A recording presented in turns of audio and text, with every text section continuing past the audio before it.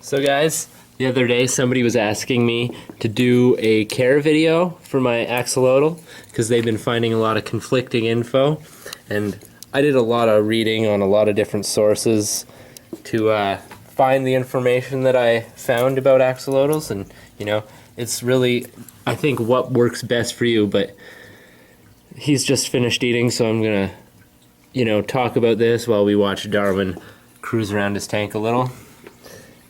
If you see, there's some brine shrimp floating around in the water still. See the thing right there. A little bit of brine shrimp.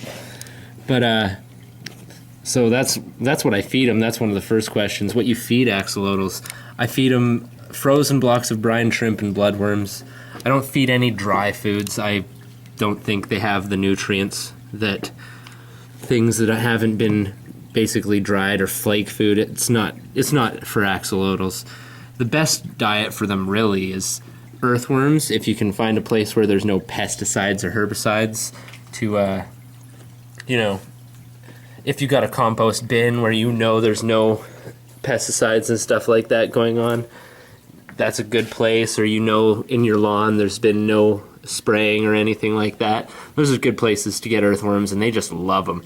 It's a great diet for them. I feed Darwin earthworms in the summer when I can get to them, but around here, about 3 to 6 months, the floor or the ground is frozen, so you can't do that too much.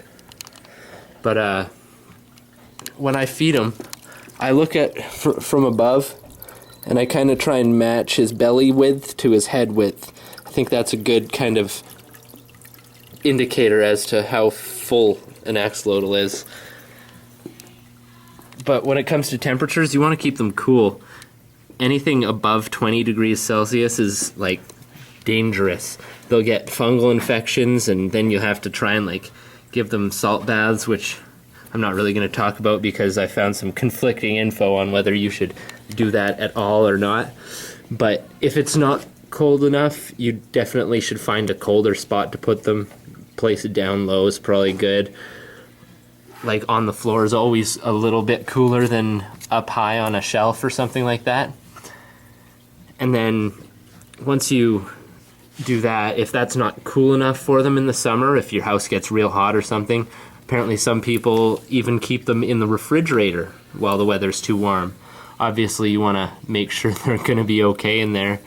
You want to check them very often, and they still need to eat, so it's not like you're hibernating them. They do live at pretty low temperatures because the place where they're from in Mexico has a pretty high altitude. But that's pretty much all I can really say about how to care for axolotls.